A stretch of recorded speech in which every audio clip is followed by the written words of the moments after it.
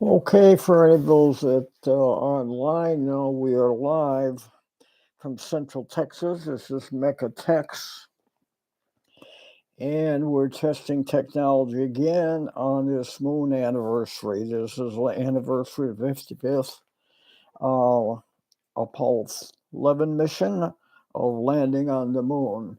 So we did a program last night that was live, and we're going to do one tonight and try another one tomorrow. So we're trying all kinds of technology here. Right now, what you see on the screen is the moon, and it's fairly cloudy. As you can see, the lightness around the edges of the moon and so on. The moon is not as defined as you would like to see it, and we're using a tablet from in the house. The Seastar S50 smart telescope is out in the backyard. So we're probably about 25 yards maybe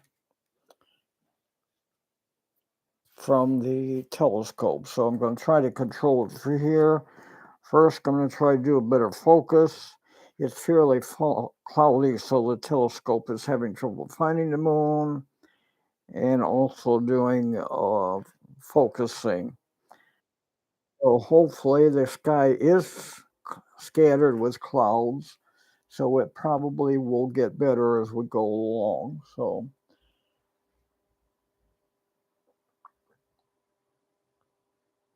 just did an autofocus, and hopefully the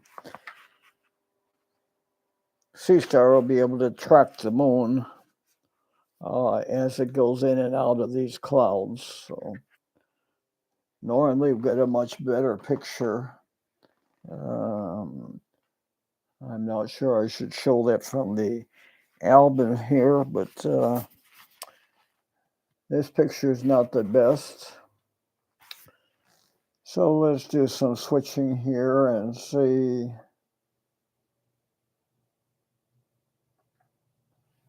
This is me in the studio that we use to make video productions and so on. So with this system, you'll see, I'll switch to that camera where you'll see in the background here a little bit better. Here's where we were last night, sitting at the table, and we also had a Spanish interpreter, Connie, that was translating into Spanish. So we're trying to establish a certain network in getting ready for the NASA Observe the Moon Night, September 14th. And that's also the start of a Hispanic month and Mexican Independence Day. So it's a good time for us to get the Hispanic and Spanish speaking community involved with astronomy. So I'm going to switch to another camera. You can see our cameras there. We have a 3-camera system set up right now. And there's the other camera for close-ups on the table. And now we'll bring in 1, 2, 3, 4, 5. And that is Stellarium. Stellarium's on another computer over there. So you can see where the moon is. It's in the left on the right corner, depending which way you're looking at it there. Not too high in the sky yet, so it may get better as it gets high because the clouds are more or less in the east there. And then you can also see with this Stellarium view the constellations and the labels, so you can pretty well tell where it's at.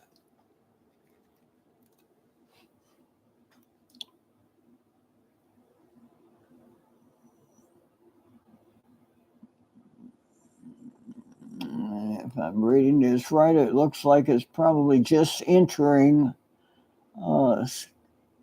one of the legs of Sagittarius. I don't want to go over that computer at this time because I'm trying to take care of the telescope. So I'm going to do another focus here, as it looks like the clouds cleared a little bit.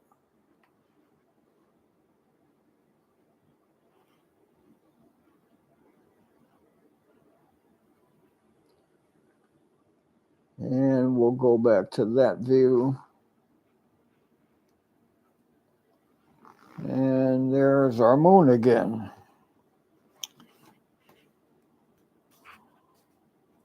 I want photos, so I'm going to take a couple photos of the moon. You'll see me shooting that. I'm going to hit the shoot button.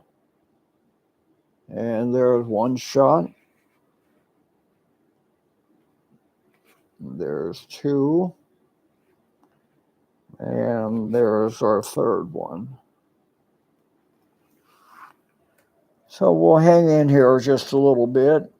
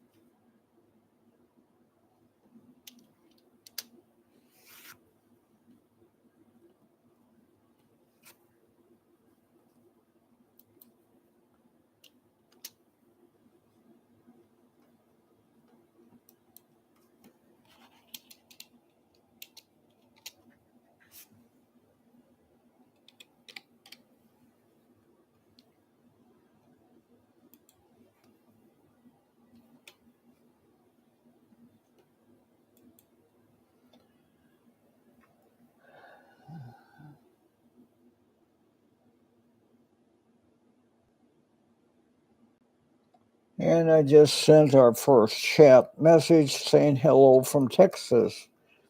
And it looks like the moon is clearing up, or the clouds are clearing up a little bit.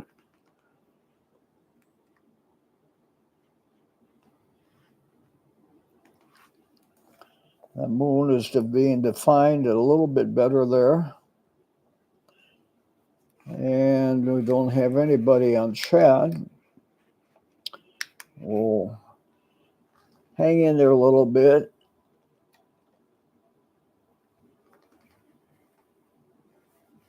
And it's interesting, if you look at the moon, I'm not really sure why. You can see the orientation of the moon, where the South Pole is up to the upper right corner. Okay. And there you can see Frigoris, Maria Frigoris on the left lower corner.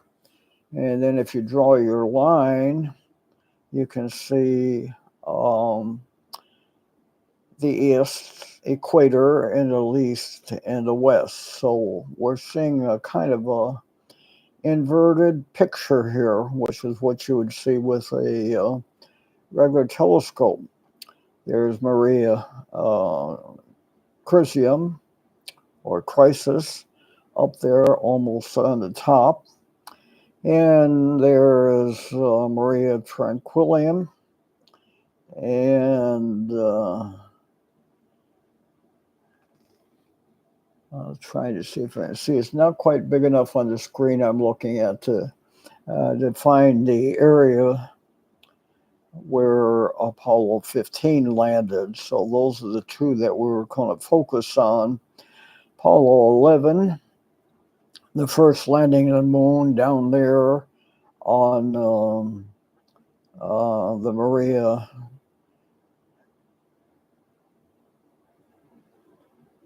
Tranquilitas, and then Maria Serendipity up there. And you can see a little bit, I can see it on this, if you enlarge your screen, you might be able to see the mountain and the Hadley Riffle. And that's where Apollo 15 landed, and that was the first vehicle on the moon with a rover. So anyway, I'm going to enlarge this a little bit now that we've got a little bit better view and see if I can get any better definition on any of these sites.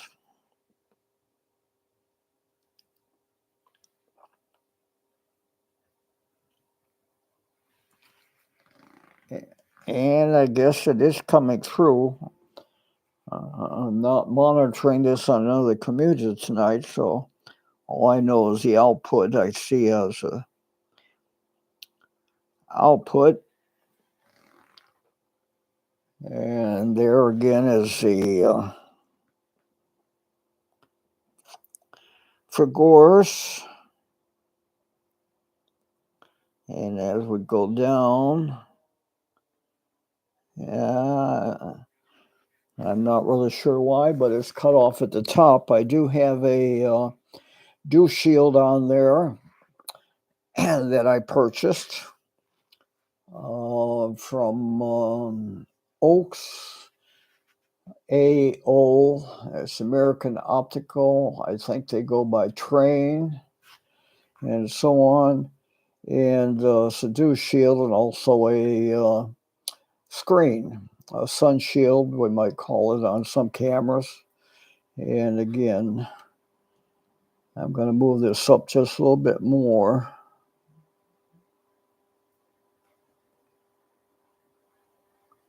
And over somewhat. And I'm doing this touch screen on the tablet.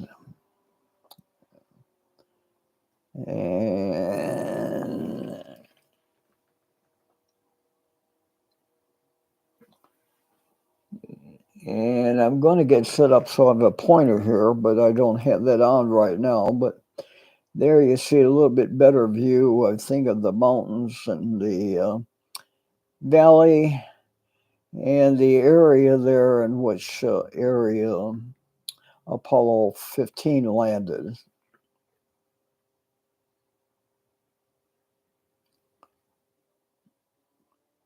And as you all know, if you've kept up with what's going on, we'll make it a little bit smaller. You can see the South Pole there.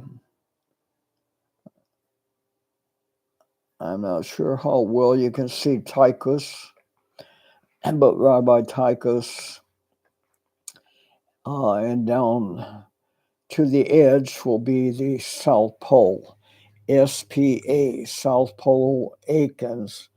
And on the far side, that's where the Chinese just landed with their spacecraft Chang and took some outstanding pictures. Interesting enough, they planted their flag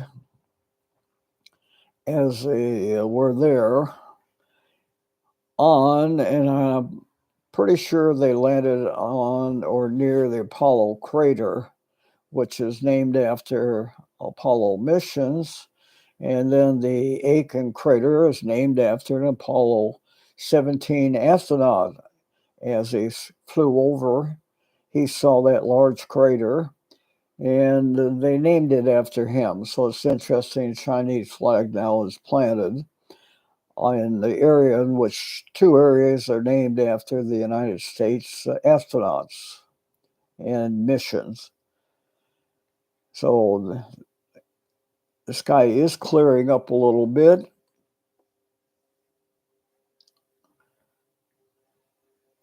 So while we're here, we're going to go back to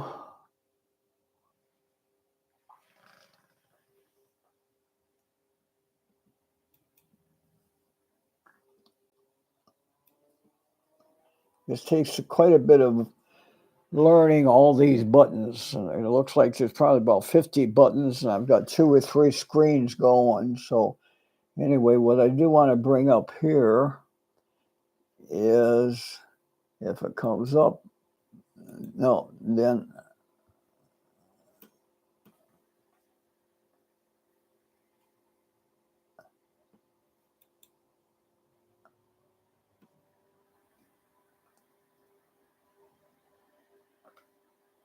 Okay, I'm doing some switching here.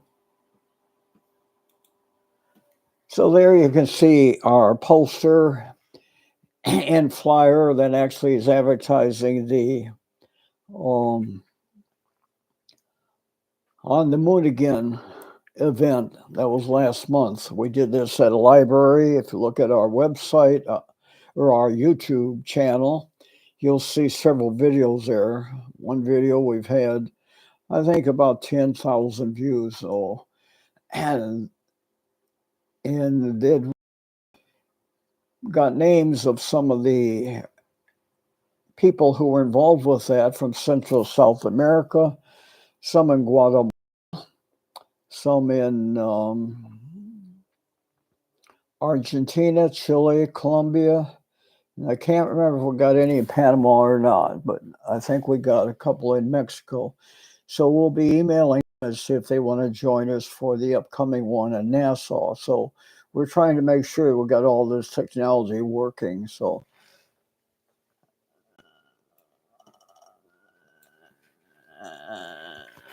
I'm trying to check out the chat.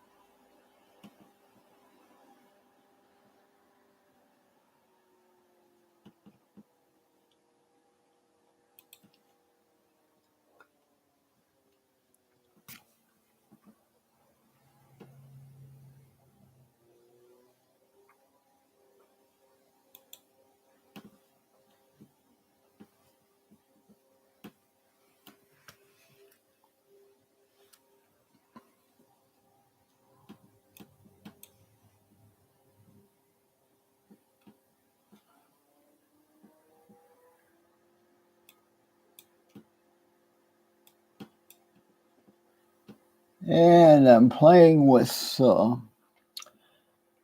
things on the screen. As usual, things are popping up I don't want, and I've got to find a way to get rid of them.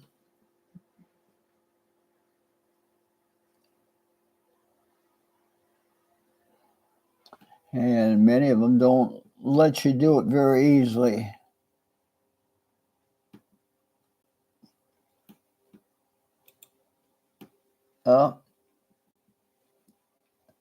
Now somehow I kicked into something else, and I don't know if this is going to kill the program.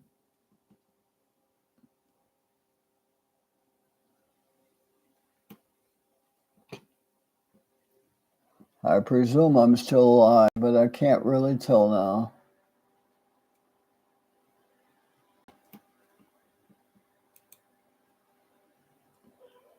I lost my connection, so I can't monitor right now, so I'm going to kill that, whatever that pop-up did to my program, and we'll go back to looking at the moon.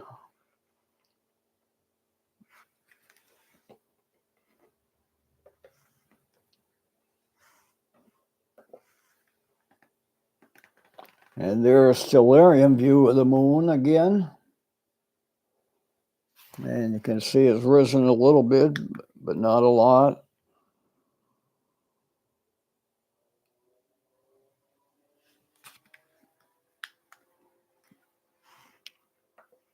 And there's our moon.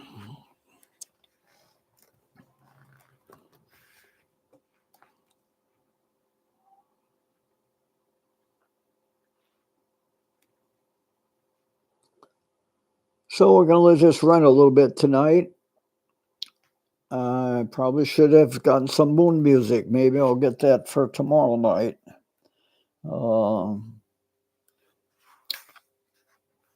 We do have a logo song that we recorded. It's a takeoff on Fly Me to the Moon by one of our young girls who is now in the Army. And she's in El Paso, but when she did it, she was in high school here. She sang it, and she's done a couple songs like that for us while we're working with our drones. We also work with drones with young people. We're starting to work with a new one that made for junior ROTC. We're just going to start making some videos of that in the very near future.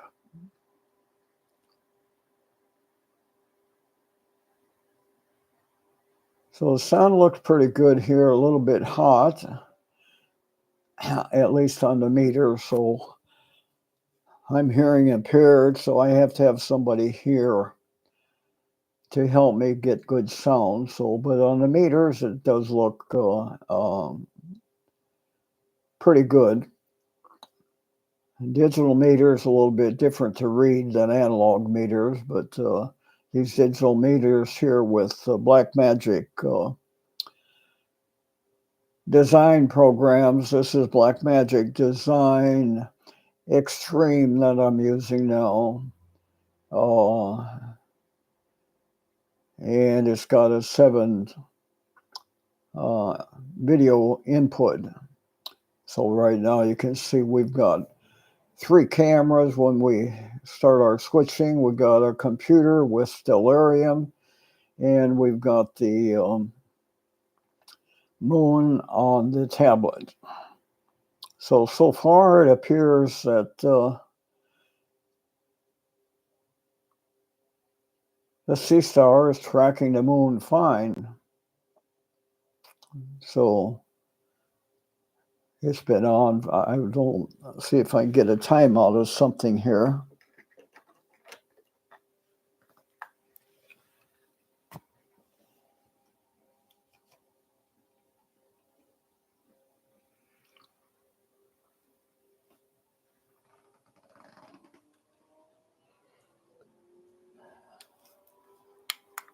I don't see a timer on here.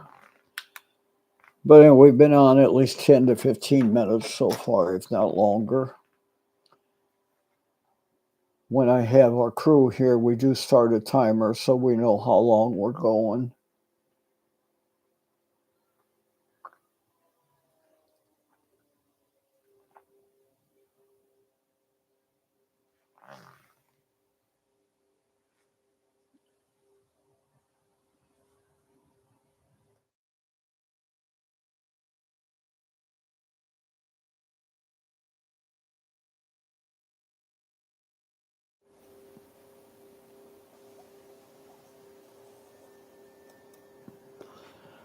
I muted the sound just for a minute.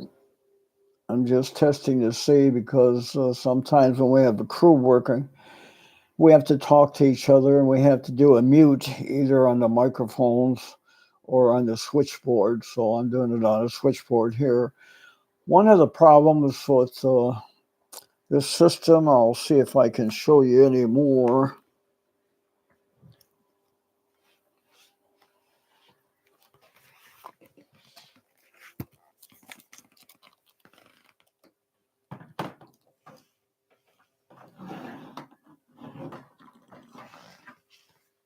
I'm going to switch cameras. Whoop. I guess we got a cloud over the moon.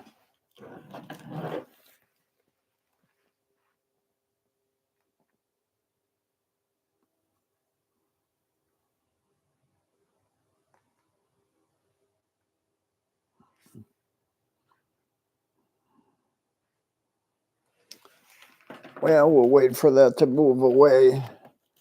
We'll just keep this going because we're doing a lot of testing here. So I'm going to go back to another camera here and try to show you a little bit of our system.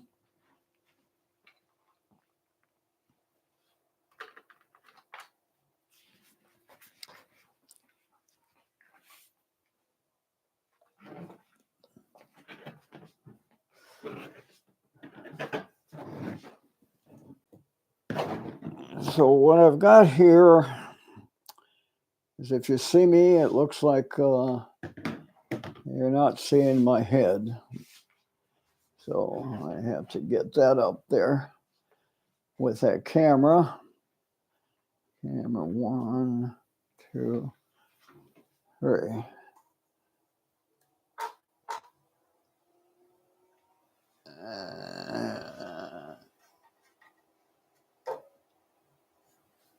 Let's see if that will show my head. We do have zoom control and controls for the camera. That's another problem. We're still in the learning phase there. So here, now you can see the tablet. If I can get it turned around with the moon on it. Here's our second sea star inside. Okay. And then with the second tablet, if it works,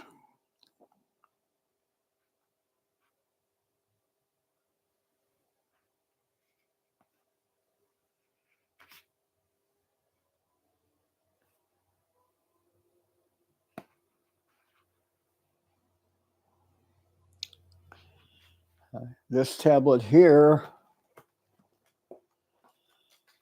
I can control the Blackmagic and so on, and not be at the switcher. However, I cannot control sound. All I control, I'm going to push camera 1. Hopefully it is working. And there's camera 1. And now I'm pushing camera 2, camera 3, which is where you'll see me. I'm waving to you. Okay, and then I got camera 4, 5, and 6. And that come up there. They're not bringing up, that's bringing up the Stellarium. Okay, you can see the moon is up a little higher, and it's also a little darker. That is the backyard. One of these days I'll set it up and I can show you how much light contamination we have. I have a regular fence, a wood fence in my backyard there for backyard astronomy. And on the other side of the street, this is street, there are businesses and a church is lit up, all kinds of light. So this is really a light polluted area. And you can see that we're still seeing the moon relatively well from all of this here. So let's go back to 3. There you see me again. So all I have to do is go around here and push these buttons. And let's see if this one will do anything. And there's our logo again. So we can also control some JPEG images. This is in the media part of the design Blackmagic studio. So you have 4 sections to it. We have the switcher part of it, and then you have the media, which is what you're seeing now in the media, and you have to load a JPEG image in there of some kind, and then get up the ones you want. And then next to that is the audio, where you can control right and left audio for each different channel. So we may start doing some work with that in Spanish and English. We're doing Spanish and English on the same channel by an interpreter sitting next to me and then translating what I say. So let's see. And now we're back to just the regular camera view. We can also do an insert, which I'm not going to do tonight, in the right corner, like you see a lot of people do. We can make that as large as half the screen if we want. So we can have two screens running at the same time. So let's go over these cameras here. One problem with the software in the tablet, it doesn't have 7 outputs the way the switcher does, so we probably can't do some of it. We can do 1, 2, 3, and that one has got no input at this point. We're saving that to plug in a camera outside, and we can either use a regular camera or we do have some infrared cameras that will be used there. So there again is a solarium, and we'll see if we can get the moon. No, for some reason, I think we're skipping 1, 2, 3, 4, 5, 6. Yeah, 1, 2, 3, 4. 1, 2, 3, 4, 5, 6. I'm not really sure why we're not getting the moon, but we'll go back to 3. And then back to 1. And then I'll bring the moon up again. It looks fairly good here. Now I'm setting here. You can see I've got the 2 tablets here, this tablet with the moon, and this tablet to run the cameras and so on. And then I could have another Seestar here, actually working as a land or terrestrial telescope if we're doing this during the day.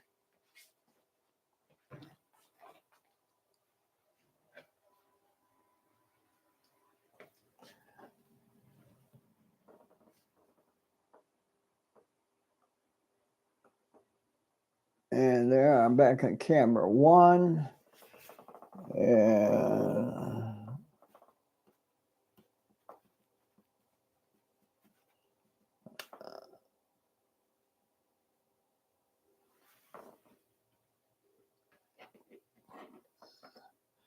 And there's our moon again.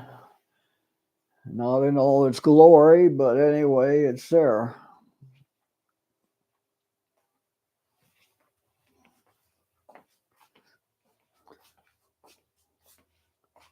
Why I couldn't switch to the moon with this here, not really sure. One other thing you should know about this, let's go back again to camera 3, where you'll see me. One other thing you should know about this is that all this stuff is working on a network. The reason I can control this here like this is we're on our network. Okay. So that sound of the router is coming in over cable. So we're transmitting through that router over the network. So all these devices, or most of these devices, are on the network. One thing that's fairly important to know, if you get into this, you must, generally speaking, always have a cell phone handy. We have the Galaxy Fold.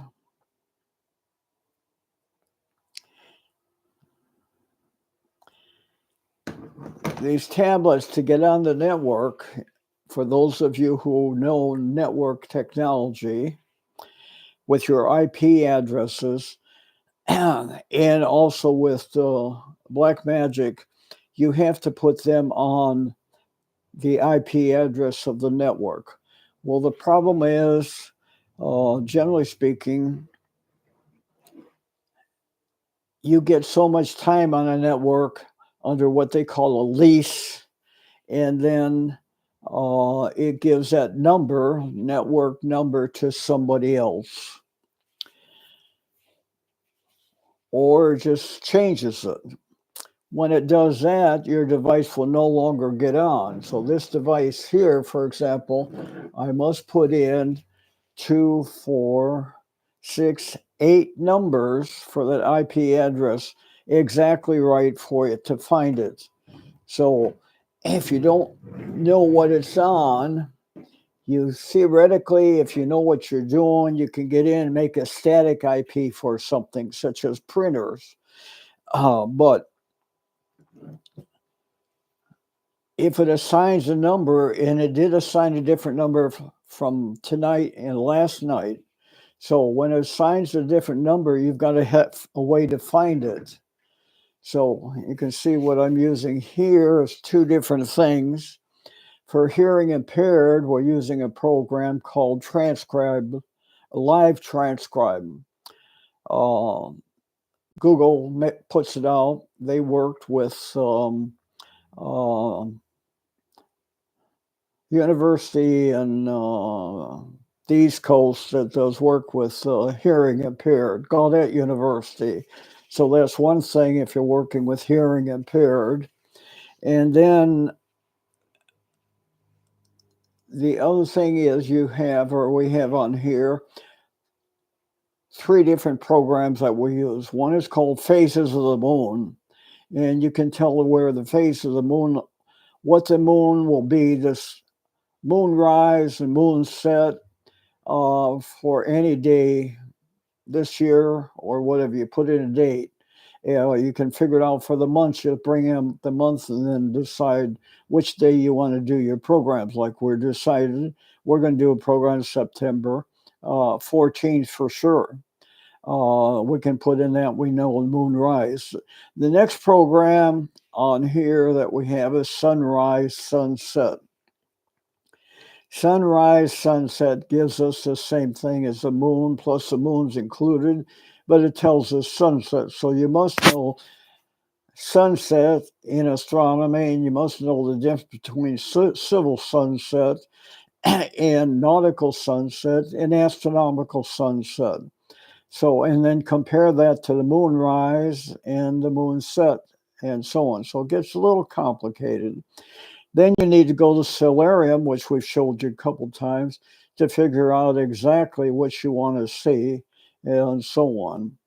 So there's a fair amount of technology, okay? And then, as I said, there's 3 programs that you use on here.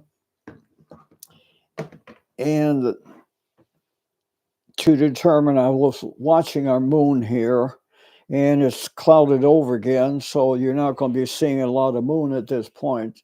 As soon as it unclouds, I'll put it back up for you to see.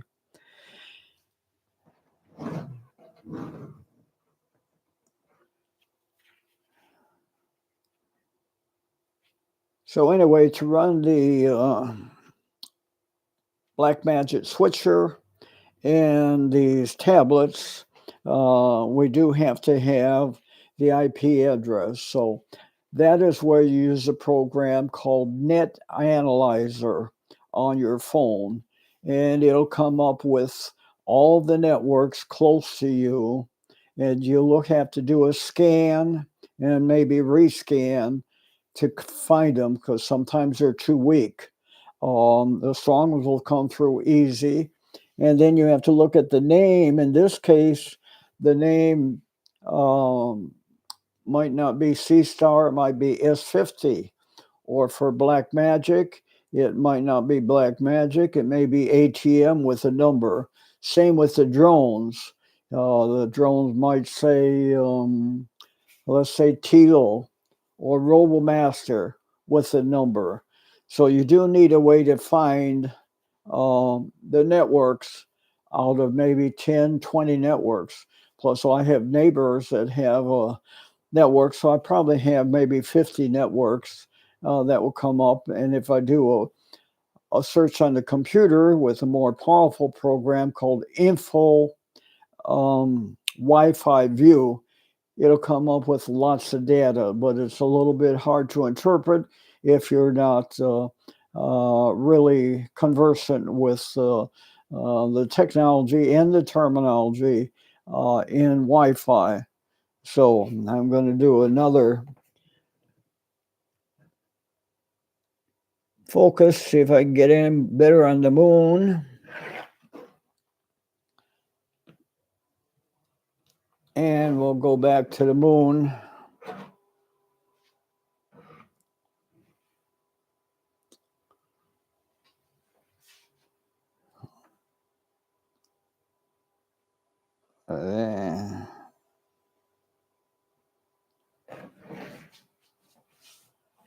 The tablet seems to be having a little trouble switching, so I have to figure out what's going on. But if I go to the switcher, this is camera 1, camera 2, camera 3, And as I said, then we've got Stellarium, we've got a blank, which I don't have anything on tonight. Here's Stellarium. You see the moon's going up very slow. And there's our moon.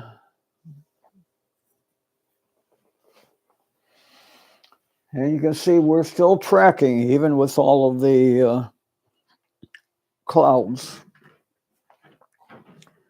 We haven't tracked all night long, but we have tracked for an hour or two.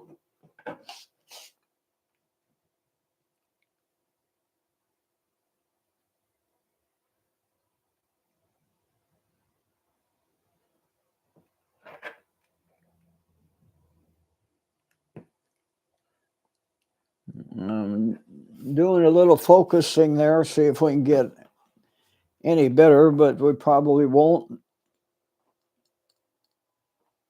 as the clouds come and go.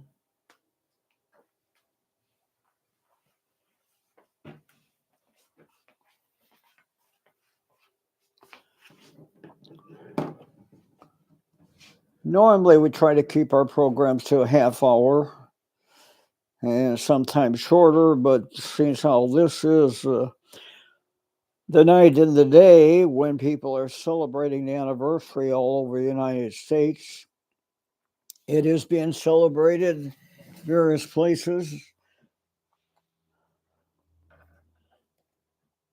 Any of the space museums and space visitor bureaus are celebrating today in San Diego. They're having a big celebration, and if I read the paper right, Buzz Aldrin was there. I'll get that and read it in a little bit. I'm trying to watch the moon here. We did want to do some moon anatomy and topography, but it looks like we're not going to do it.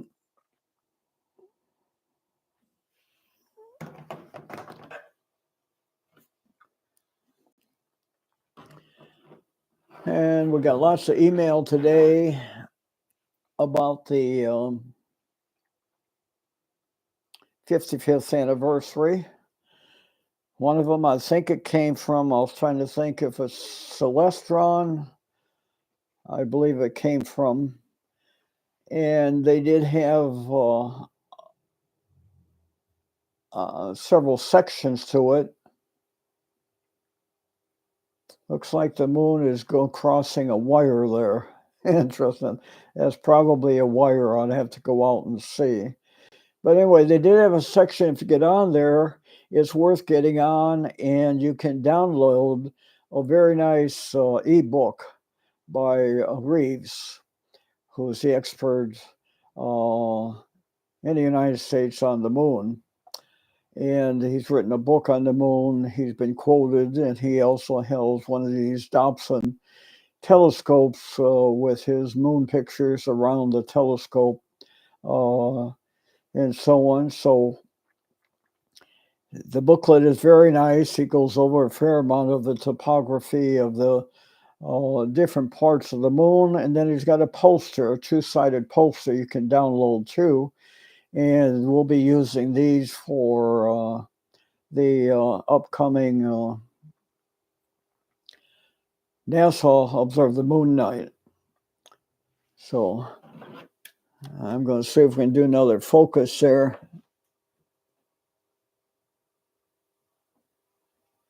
Well, it's not focusing.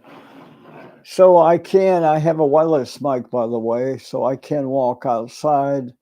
I'm looking at some kind of camera. We tried one that we didn't like. It was a 360 camera, and a lot of people seemed to like it, but it didn't work for us. So we're looking for one, maybe like some of the people are having a GoPro where you put it on your head and then wherever you walk or whatever you see, it sees. So that might be good for what I'm trying to the wireless microphone system.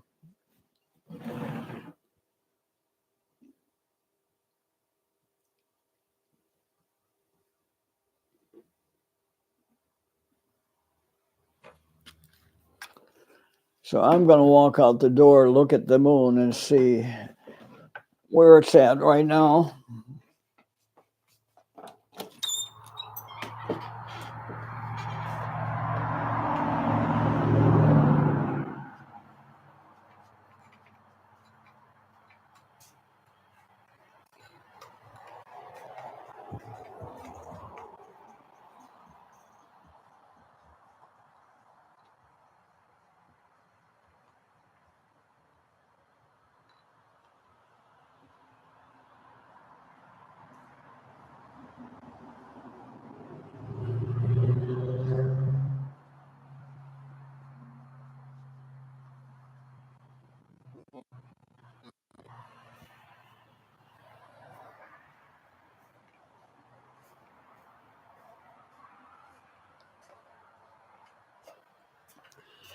Okay, I'm outdoors and I'm looking at it, and I can see cutting the moon is a fairly big cable. We have telephone poles there. This is a street, the telephone poles. And what we have is your lower cable, which is a big thick one. The moon's almost past there now. That's probably your cable. Okay, then we've got a fair space right now between that and 3 more wires. And those wires are going to be the 3 electric, positive, negative, and neutral. But they're thin wires, so they probably won't cut it out like the other one did. So anyway, the moon looks a little bit clearer. Still very faint clouds around. But as we move west, there's less clouds. There's striated type clouds. So I'm going to go back inside and see if we can get a better focus now.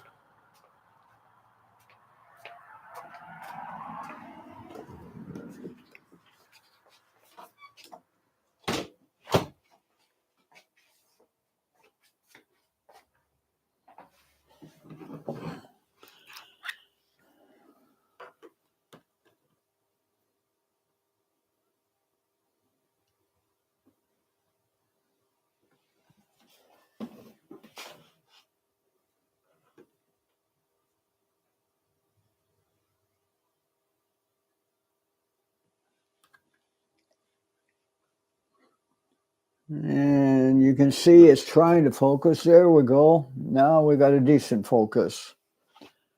Okay.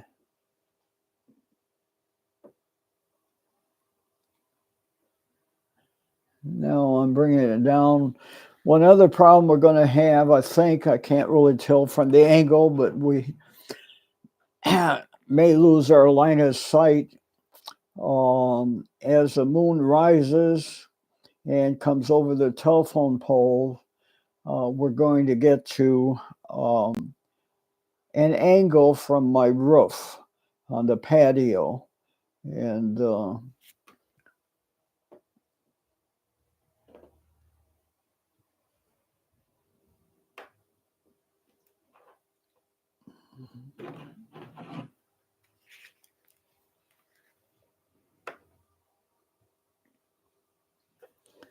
well, we got better definition. Now it's still what I'd like to see, but anyway, it's somewhat better. I'm playing with it here to some extent to see what you're gonna see.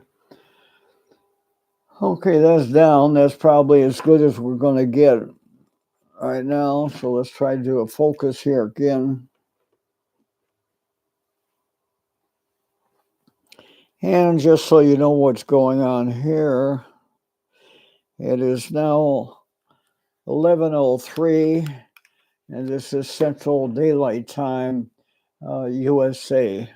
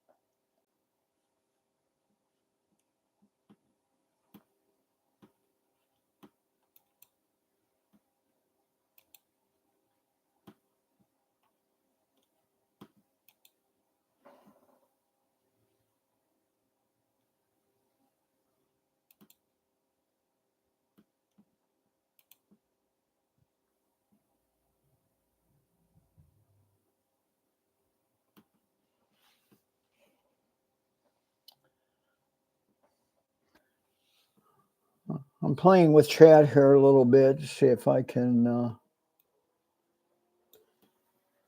put out another call.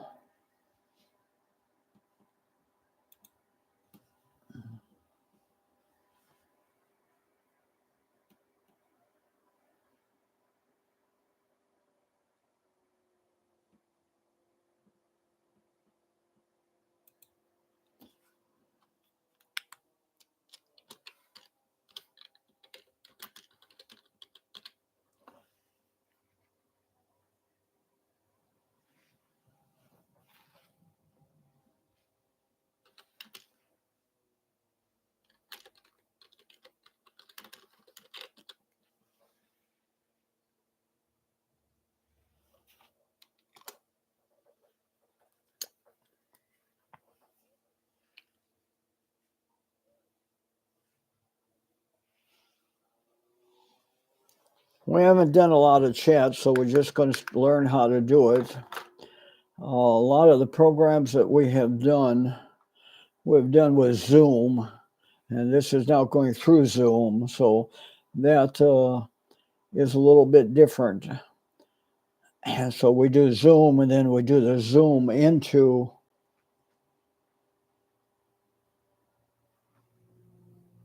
YouTube. Oh, chat on Zoom and communications are a little bit different.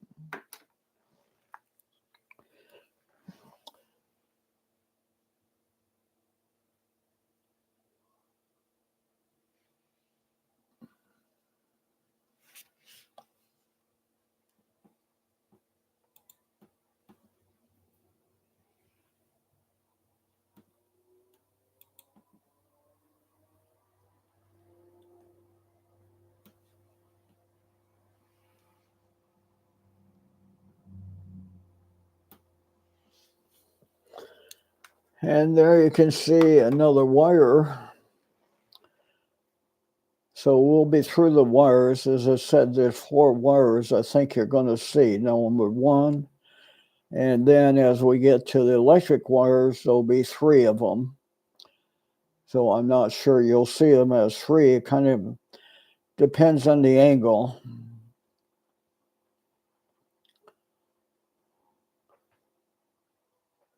So while it's there, I think I'll go back again to the other stellarium. If we had somebody working the other computer, we could show you a little bit more about the sky and stellarium. So I'll go over there and work a little bit.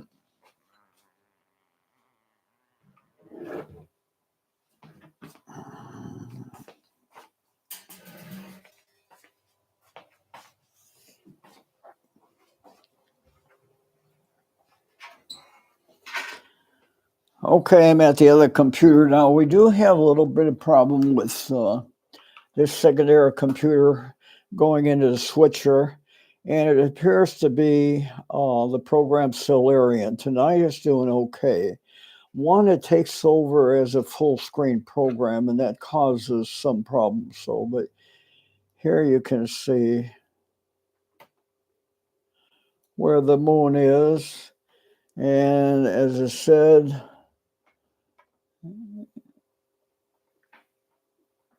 I hope it's keeping track of time.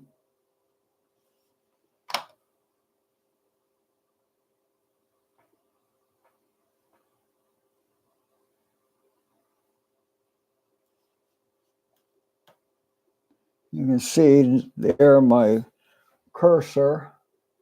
I'm moving it around. And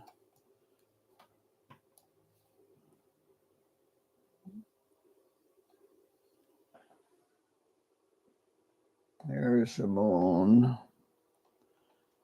So we'll make it bigger. Those of you who know Stellarium, those who don't, you'll see it's really a nice program. There's your moon. And if we had this set up different, we could compare the two. But you'll see there, here, is your North Pole up here. Down here is your South Pole. So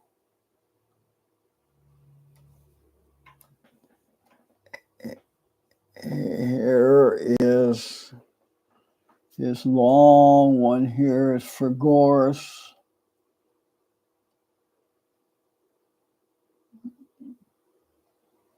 And this is Crisis over here. Sea of Crisis or Maria Chisholm. And here's your 2 Maria, where we landed. Okay, we landed here with Apollo 11. And then up in the mountain range here, I'm going to try to show you that. This is the mountain range. And down here is a Hadley. This is a valley-like.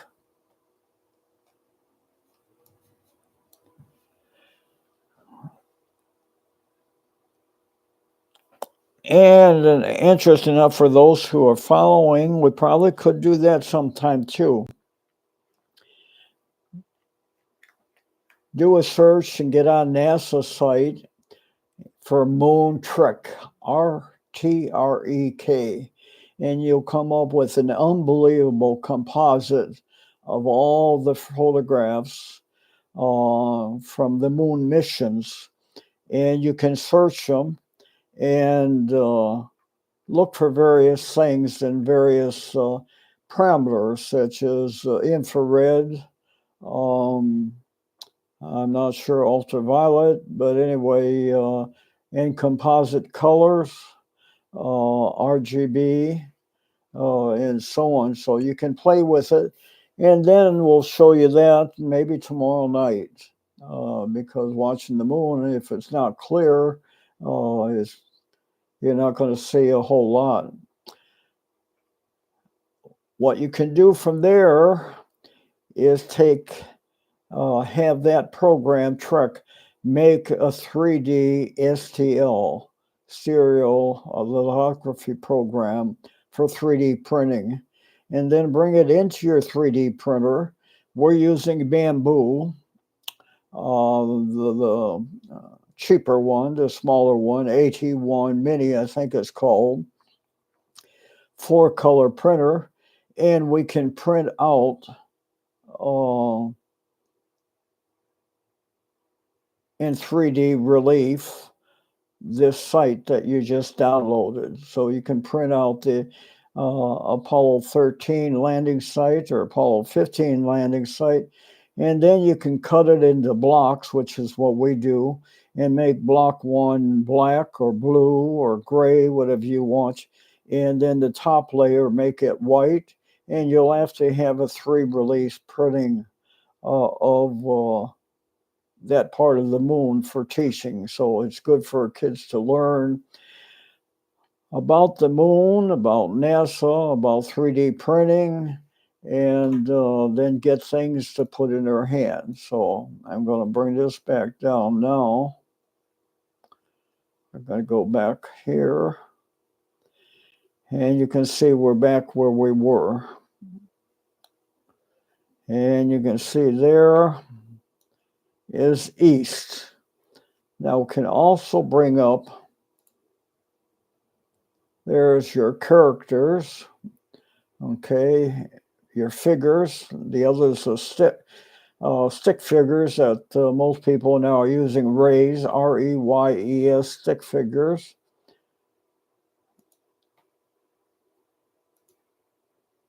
And there is one of your grids. You can see the grid. You have 2 grids you can work with. Okay. And you can see there where the moon is. So that'll give you some idea of the topography of the sky. It might help you understand right accession and declination as compared with latitude and longitude.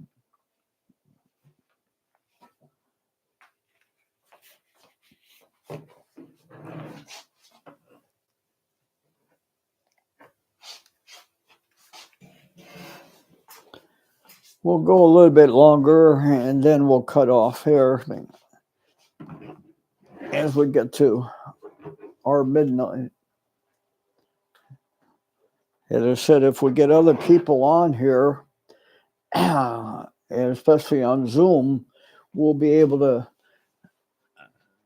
see the sky in various parts of the world, especially North America, Central America, and South America, because we're close to near the same time zones.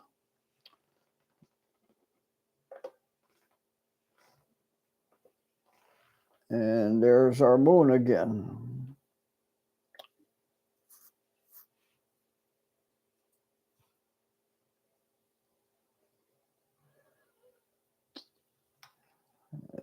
Now, next time we do a program here, I'm in hopes to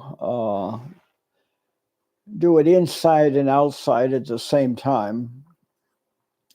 We've tried it and everything works. The only problem is we're in the dark. So we have to decide if we're going to do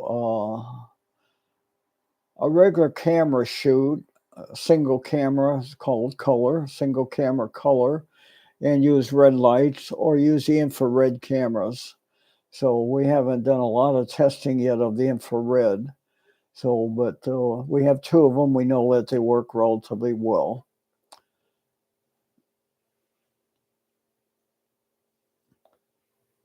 So I'm going to switch a little bit back and forth so you can see who's talking. Number one, you can see that I'm fairly elderly. So basically, astronomy has served me well most of my life. I was in the military for 30 years, spent 17 months in Korea during the war, so I spent a lot of time looking up at the sky. Then I didn't have the money that I've got now. I'm retired, so I can buy this kind of equipment. But anyway, you don't need a whole lot if you do what we call naked eye astronomy. Just look at the sky and learn the sky. So anybody, soldier in the field, Navy, or Air Force person who goes out at night, and you spend many nights sleeping in tents, which I did all over the United States, in California, Virginia, all over Texas, Missouri. So you name it, I looked at the sky from various places. I lived 5 years in Panama, looked at the sky there, which is near the equator. So everywhere you go, the sky will be somewhat different depending on your latitude. So let's go back to the moon. That's what we're here for. And you can see we're just not going to get the kind of picture we'd like to have. So maybe tomorrow night you will. We're just testing a lot of this technology. And it seems to be all working well, so we can add one more. We might be able to add the other camera tomorrow night. That would be the camera number 4. That's blank right now. So, hey, don't know if we'll add the color camera or the infrared. So I'll test it during the day to see. We were going to do a program for 3 nights here. So we don't have a lot of people. I'll find out tomorrow when I get our analytics how many people watch this and how many people watched it for any decent period of time.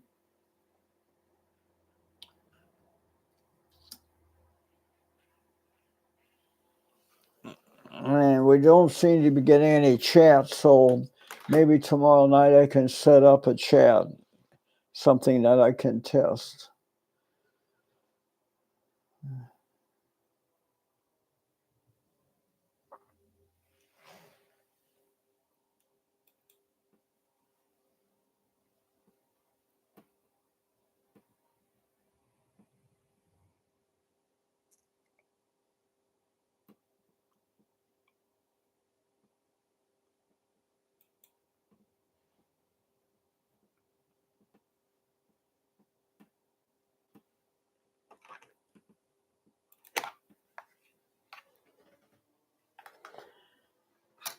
And I'm back to monitoring our live view now, so I'm going to do another focus.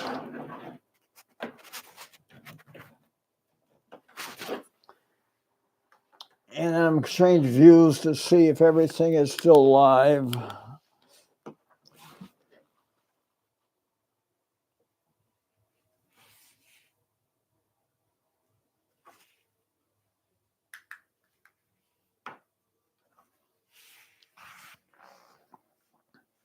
And I'm going to switch back now. Well, I think I'll switch to our camera 1.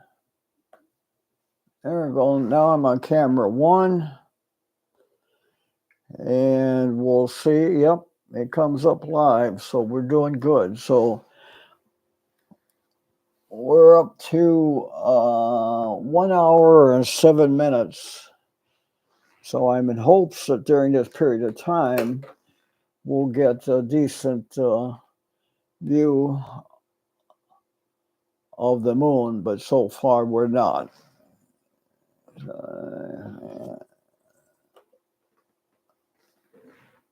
And it looks like we've got pretty instantaneous switching now.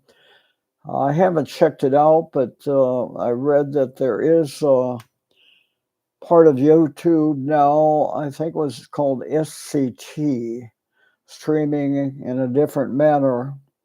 And you get better latency. You won't have that delay of 20 seconds or so. No, I'm not sure that we're on this computer when I switch here that I'm not seeing it. It looks like I should be seeing it from YouTube Live, but it looks awful good. So let's go back here.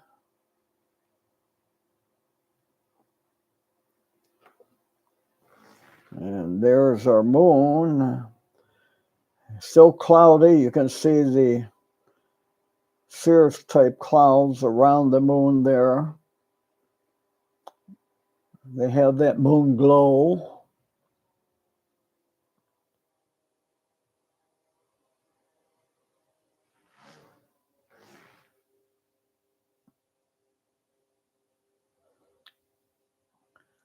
So that means now that the sea star has been tracking the moon for 1 hour and 7 minutes minimum, because that's how long we've been live.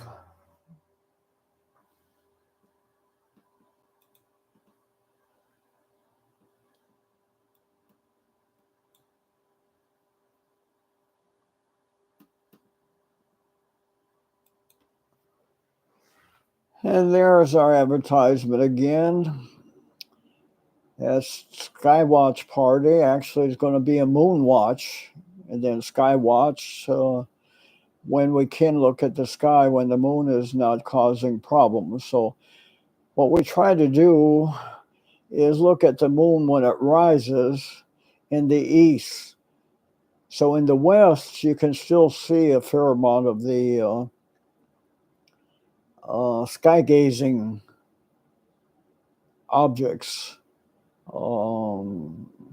Last night, for example, we picked up the Ring Nebula relatively well, and we've got a fairly good image of that we sent out to people today.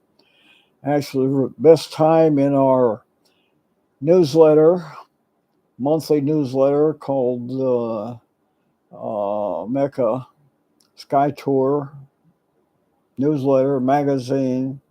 We cover all of the constellations that are at their zenith, their collimation in that month. So on July 4th is the best time for the Ring Nebula. And we tried earlier tonight to get the Dumbbell Nebula, which the best time for it is coming up somewhere with a 2 in there. I can't remember if it's the 26th or 28th. But anyway, we'll be trying again tonight, if not tomorrow night. to get that. Right now we're zeroing in on the moon because this is a moon night. We did try to get, before the moon came up, we did try to get the dumbbell. We zeroed in on it, and the computer found it, verified it, as C-Star did, but it couldn't bring it up, couldn't verify it for photography or video. So we didn't get any pictures of it. So we'll try again tomorrow night.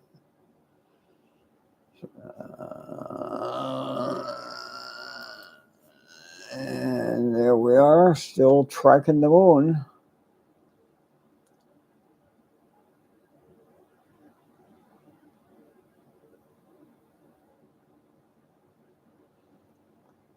So in tonight's session, we're covering a fair amount of technology, at least that we have here. We're covering a multi-camera system, and with that software from Blackmagic, when you get the hardware, you get the software. We have a multi-camera view. So right now I can see 7 cameras if we had 7 working, and we can see one multimedia. Then we can also see their webcast information, which we're not using at this point in time, and that's your streaming system, and then also their recording system, so you can record separately to a separate device, such as a USB, some type of hard drive or whatever, separate from what YouTube offers. One of the advantages of YouTube, what we're going to get is a closed captioning and to transcribe the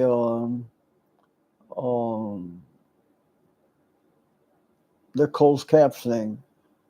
So you can print that out separate. And then what we do is we go in, I'm not sure if we're going to do this. One of the problems that we seem to have with YouTube is when it's live, it seems like YouTube is more interested in the live audience. We have not found a way, and we've looked for it, and some people say you can't do it, but with a certain amount of technology, we could probably re-record it and put it up live, but you can't make a live recording into your regular YouTube, and that's our most view, and that's where most of our viewers are. We don't have a large number of viewers yet, and it looks like we cannot even promote it to that. We've tried one time, we'll try again, and everything just comes up blank. So I'm not sure why YouTube doesn't seem interested in live. But anyway, there are some restrictions. The only thing they seem to be really interested in offering is the chat. So a lot of people are doing good chats on YouTube Live, but we just don't have a chat audience there yet. So.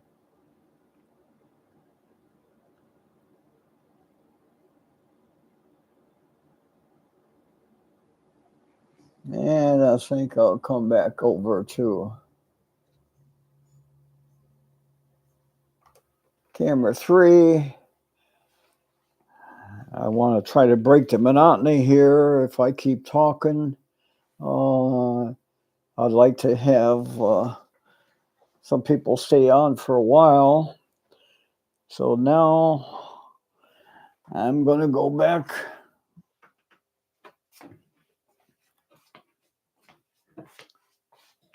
Here and back on camera. And I'm going to turn that around and start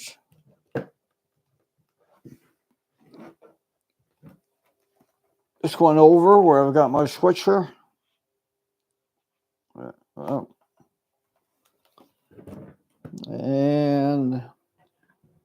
Here you see me now, and again, here's my Samson Z Fold, which is nice. It unfolds. Okay, and we have two of those that are tied into this system. So I use one of them to actually do this line transcribe.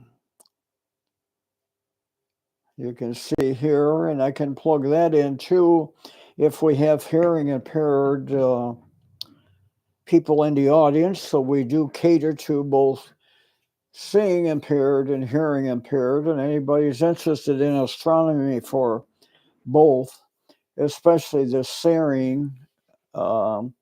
We have done a lot of research on tactile sensation astronomy, where they learn the constellations, they learn the moon topography and various things using their touch of their fingers. And this is done by various people, mostly in the United States and Spain, that we have found. They put out coins that you can use for testing. Coins have numbers on them, and therefore you can give it to a student and say number 10. And you know which number 10 it is. If you don't have the tactile sensation, you know which one it is. So we usually start with the royalty of the sky, Cephus, Cassiopeia, and maybe Andromeda. Okay. And then around there we have Draco and Camelopards, and use that to teach for beginners. And then we use the next step is to use the Big Dipper. And with the Big Dipper, we have at least 4, if not 5, Messier objects. So we have up on the top part of the Dipper, we have Bodies, and then losing track. And then around the handle, we have the pinwheel, and I can't remember all the Messier numbers, but we have 4 of them that we could use to teach the Messier. We can actually do a Messier marathon, which we're going to try to do probably in September, just around the Big Dipper, using these 4 Messier objects, if not 5. And we'll be testing to see if the Sea Star between now and then can find those. So mostly what we're testing right now is the moon and on full moon nights. So we'll be up again now on full moon in August, before the big deal in September. So anyway, we're back here. I'm going to bring the moon up again for you. And it's still hanging in there, and the clouds are still there. So we're in hopes that I'll check outside as soon as I bring the moon up and see if we've got any luck before midnight of losing some clouds. Here's Stellarium. You can see the moon's come up some, and there is our moon.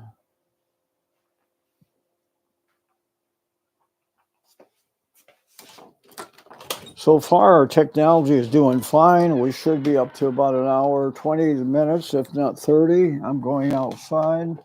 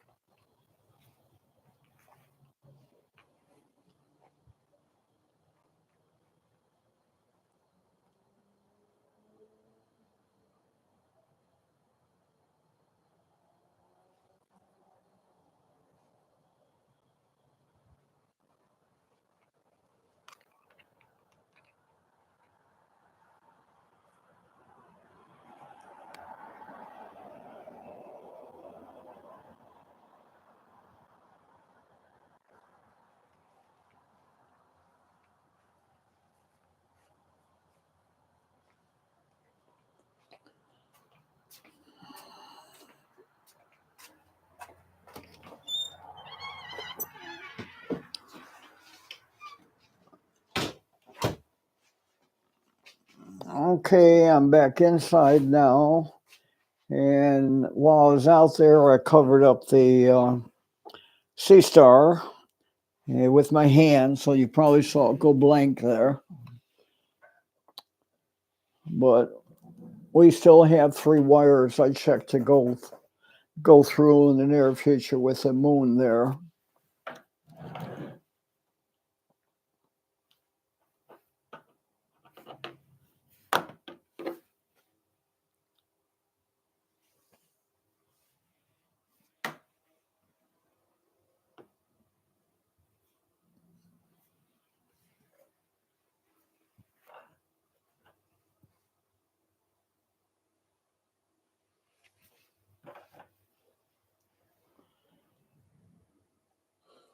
Well, for those of you in astronomy, you know that this is the problem of astronomy. Clouds in the sky.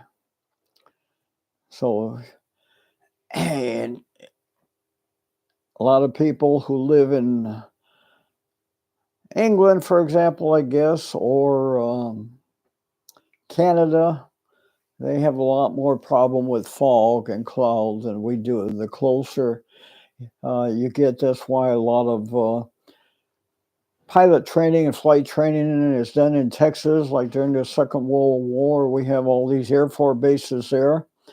El Paso, Texas, which is a mile high, prides itself on having over, I think it's 300 days a year of sunny skies. So, but that's a mile high. So I was stationed there for 3 years in the military. And then also I was stationed in Denver, Colorado for a year. That's a mile high too. So anyway, I was stationed at Fort Carson, Colorado also for around 6 months. So I got to see the sky in a lot better seeing conditions, and in Panama too. But in Panama, we're fairly busy. I was at a teaching position there, and therefore did not have a lot of time available.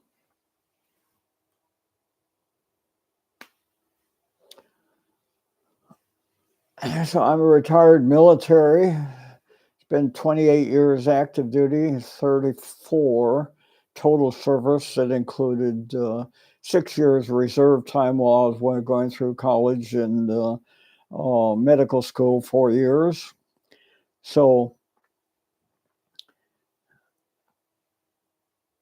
I slept a lot out in tents, and I liked the outdoors, and I did not mind sleeping out in a tent, except when it was cold. I have slept in Virginia in a tent when you woke up in the morning and you had to get the ice off the doorway to the tent. That was in a pup tent. Pup tent is what it says, is a pup tent. So it's only about maybe a foot and a half high and just barely fit people in there. So it was pretty cold. And then in Korea for 17 months, I slept in a tent. And for whatever reason, we're moving so much, we didn't have the time to put up tent liners. And I hardly had time in most cases to put up a potbelly stove. Sometimes we'll put up a potbelly stove and turn it on in the morning. So the moon is pretty well gone right now. So I'll bring it back up and show it to you. And if it don't come back, we'll call it quits in a little bit.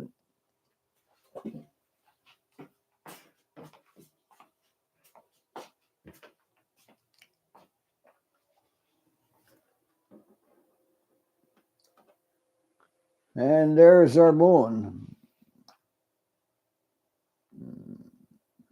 Just bright enough to light up some of the clouds.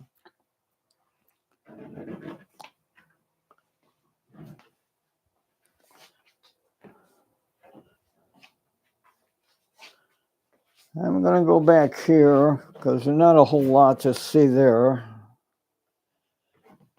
I'm on camera. And what I did want to show you and talk about, I learned this from somebody in England, that because they have so few good days for astronomy, he has purchased two. We tend to buy two because we do a lot of teaching. This is a C-star.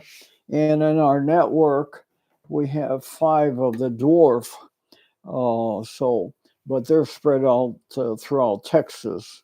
But we always have 2 backup for anything. So therefore, this is 2 C-star.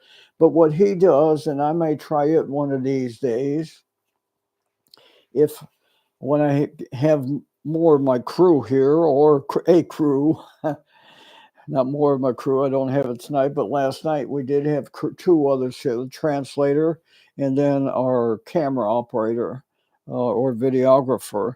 So anyway, what he does is he operates 2 of these. So he has 1 T-star, C-star,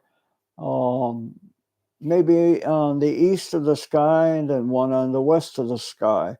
Or he can split it various ways. So it can actually be, even with tracking, he can let them track if he knows astronomy in the sky and solarium and tracking mechanisms, whatever. He can have them both track while he's asleep at night. So basically, there is an advantage of having 2, but it's just like I'm doing here. You can see there are technical glitches that can come up. But if you have 2, in most things in technology, and especially in television and video recording, whatever, it's almost mandatory to have a redundant channel. So you almost always have 2 running. So if one goes bad, you automatically kick into the second one, much like an electric generator for your house. So when electricity goes out, your backup generator, solar generator kicks in, and you have electricity. So anyway, that's why we have 2 of these, and you'll see. And when we do our dwarf, which probably we won't do now until after the NASA observed the moon night. The reason being, we already done a fair amount of video. If you look on our channel, Mechatex, MECHEX, you'll find a fair amount of videos, good videos, and well looked at them. Some of them have 30, 40,000 views on the dwarf. And so we let us spend a lot of time before on the dwarf with the eclipse that we had here in Texas in November, and then the one we just had in April. So from then we decided we'd move into the C-star for On the Moon, again, night from France, and then from NASA, observe the moon night. And then we'll have to decide what we're going to do during the fall semester.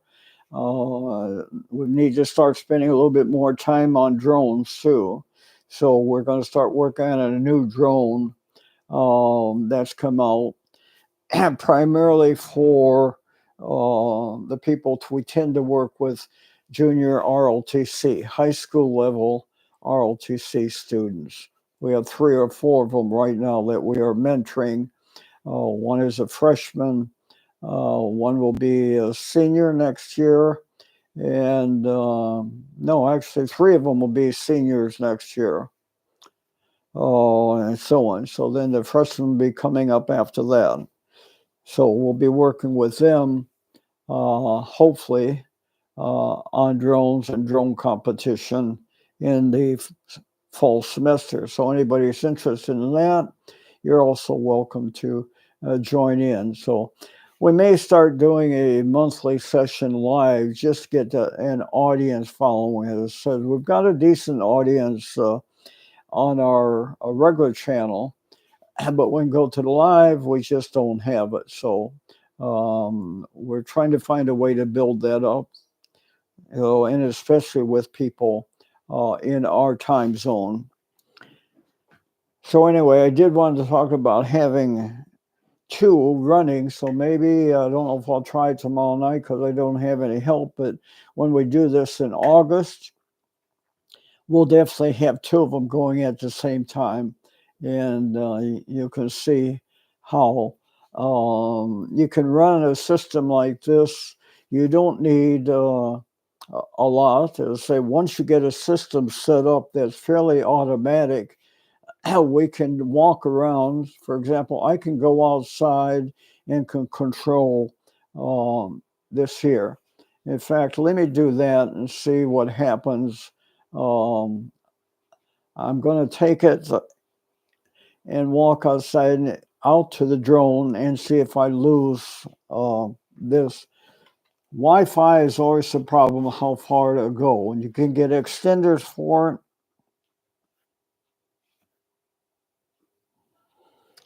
Okay, we're back on camera one. Okay, there we are, camera one, camera two, camera three. Okay, now I'm going to walk outside and see if I lose Wi-Fi signal.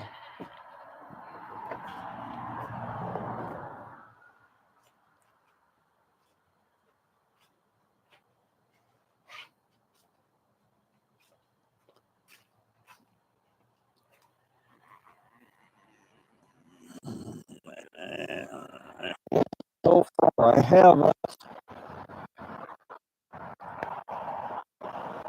And I'm at this again.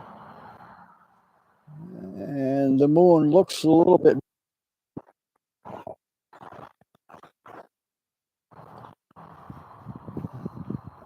And we're coming up fairly soon.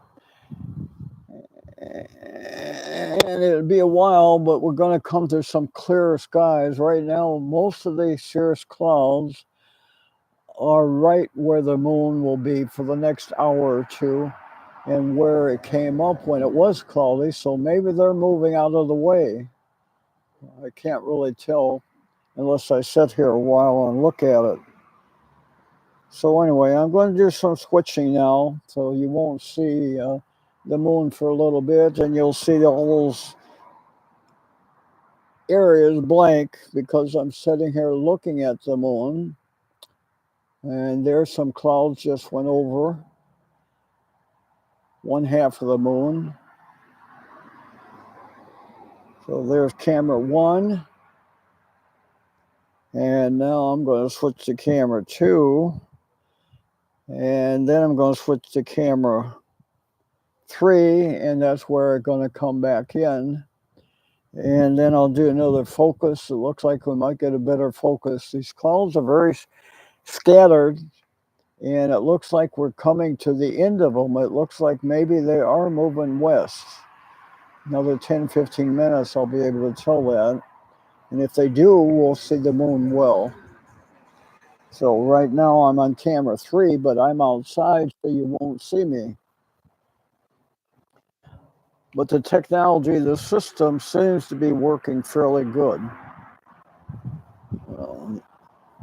I'm out in the dark here now.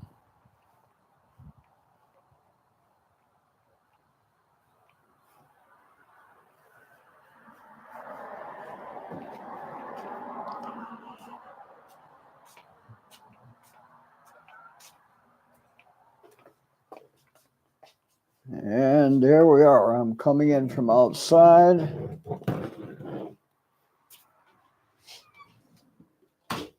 And that did do the switching. So I'm pleased I can sit out there now and work both the C star, if I had two C stars going, and I can also work the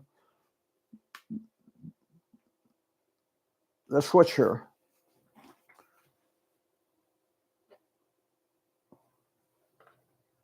And there's your moon. Now that's what we want to see. There's a good moon.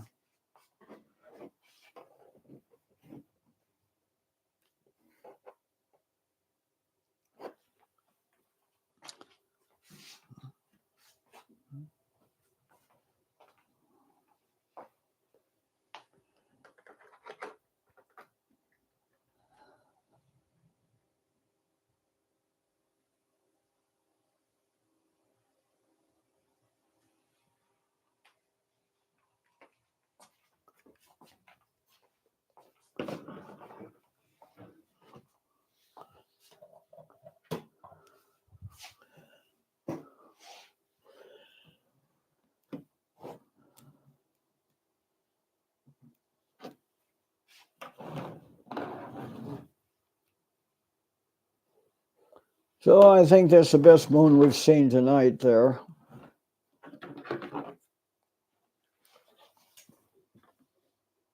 And I'm going to enlarge that a little bit.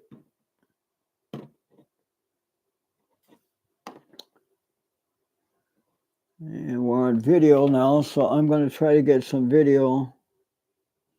Let's do some pictures first. Picture 1, picture 2, picture 3. And now let's try to do a little video. Just a short video because I just don't want to burn up a lot of my memory space.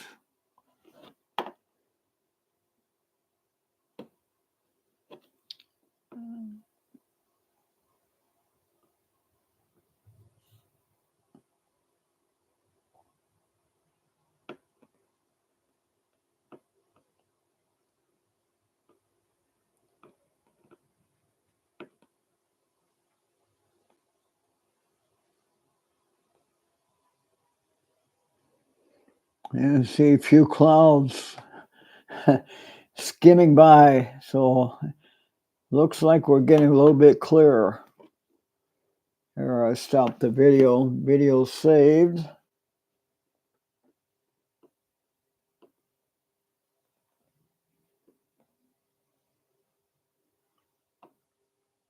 Let's see if we can see our mountains any better there now.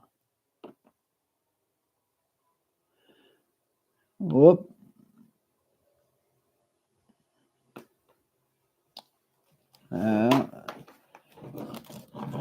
We lost it. I'm not really sure why. It really doesn't like. Oh.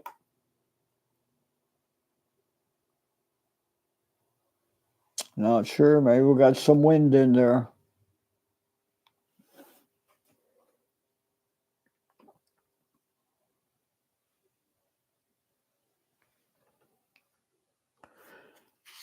So I think probably now it's time to sign off. I can always start back up if we get a really good moon session here, but we've lost our, for whatever reason, I don't know, maybe I bumped the table when I was out there. We've lost our leveling. We're now at 3 degrees, which is just barely acceptable, but not the best. So let's see if I can find the moon with it at 3 degrees.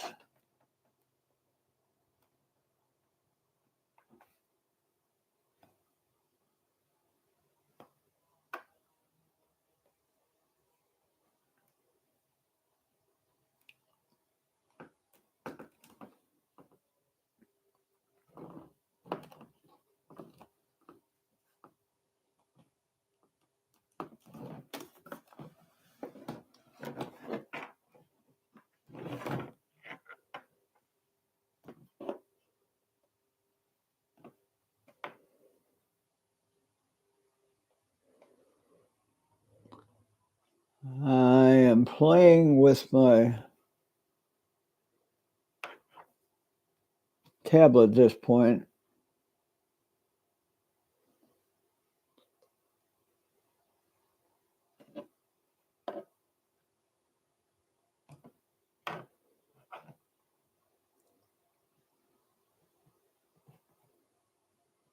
And it just won't let me get past leveling.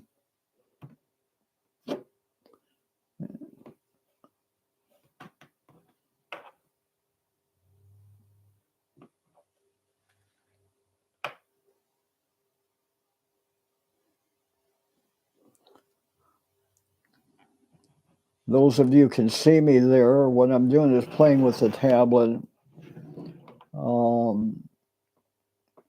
Some reason we lost the leveling, and therefore it can't track.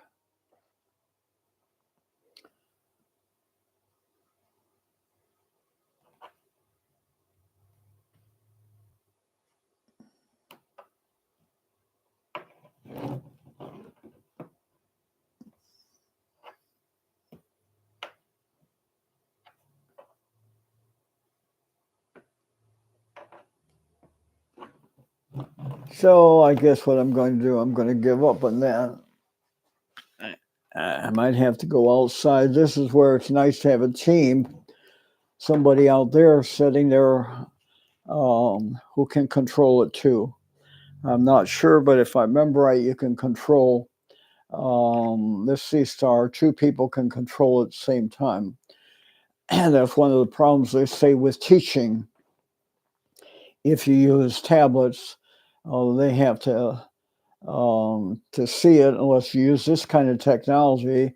They have control with their tablet if you let them see it. So, which means give them the password or whatever in the setup.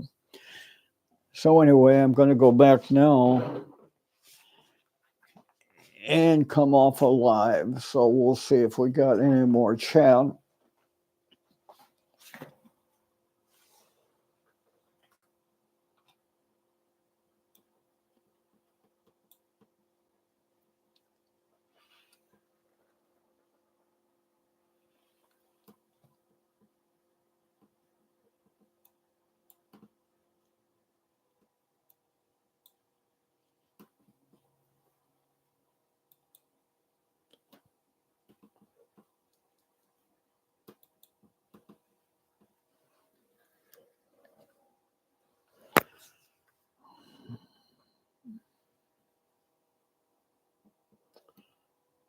So I'm over now working on the computer.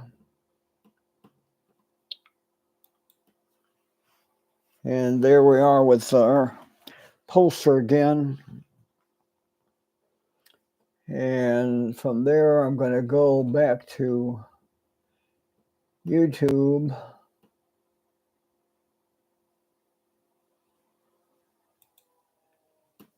And I'm going to end this program. So that's all for tonight.